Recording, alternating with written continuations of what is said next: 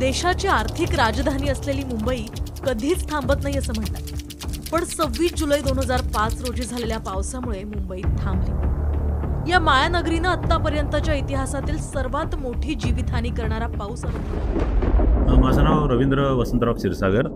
सध्या मी वरिष्ठ पोलीस निरीक्षक म्हणून विनोबा भावेनगर पोलीस स्टेशन येथे सध्या कार्यरत आहे। 26 जुलै 2005 रोजी मुंबईत जी अतिवृष्टी झाली त्या दिवशी 12-12:30 वाजल्यापासून जो पाऊस मुसळधार पाऊस सुरू झाला तर तो थेट दुसऱ्या दिवशी पर्यंत तो सतत चालू होता। आणि त्यावेळेला जी काही परिस्थिती होती ती जी आम्ही बघितली होती की संपूर्ण LBS रोड हा जवळजवळ कमरे एवढ्या पाण्याने सगळीकडे तो ओसंडून वाहत होता। बाजूलाच मिठी नदीचं रौद्र रूप पण आम्ही ते बघितलं आणि आम्हा सगळ्या ऑफिसर्सला पब्लिकच्या रेस्क्यूसाठी आम्हाला कॉल प्राप्त होत होते।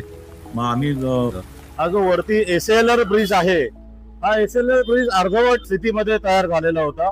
इथे जवळजवळ छाती एवढं पाणी होतं आणि इकडे हा जो कुर्ला बस डेपो आहे त्या कुर्ला बस डेपोच्या बाहेर एक जी तिकडनं निघालेली डबल डेकर बस होती BST ची, त्यावर देखील बऱ्याच लोकांनी आश्रय घेतला होता। त्या बसवरती जे लोक उभे होती त्यांना आम्ही मग फायर ब्रिगेडचं इंजिन बोलवून त्याच्या माध्यमातून खाली बोलवून त्यांना सुरक्षित स्थळी आम्ही नेलेलो होतो। त्यानंतर दुसऱ्या दिवशी LBS रोडला मला आठवतंय कल्पना कामरांच्या तिथे एका मारुती 800 कारमध्ये एक जोडपं होतं आणि पाणी आत जाऊन ते जोडपं मृत झालं होतं। रात्रभरामध्ये आम्हाला जसे जसे कॉल अशा वेळेला आमच्या कुर्ला पोलीस स्टेशनमध्ये जवळजवळ कमरे एवढं पाणी झालं होतं। जो काही स्टेशन आम्ही सगळेच ऑफिसर त्या दिवशी डे ड्युटीला अवेलेबल होतो ते साधारणपणे दुसऱ्या दिवशीचा संपूर्ण पाऊस झाल्यानंतर रात्री थोडंसं आम्ही रेस्क्यू कार्य सुरुवात केली।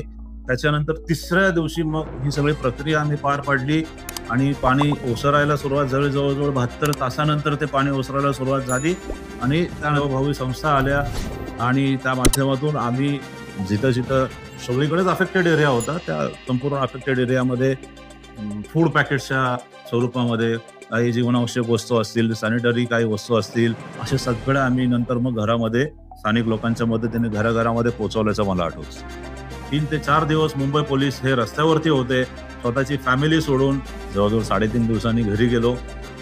नक्कीच मला 2 लहान मुली आणि पत्नी घरी होती, खूप चिंतेमध्ये होते सगळे।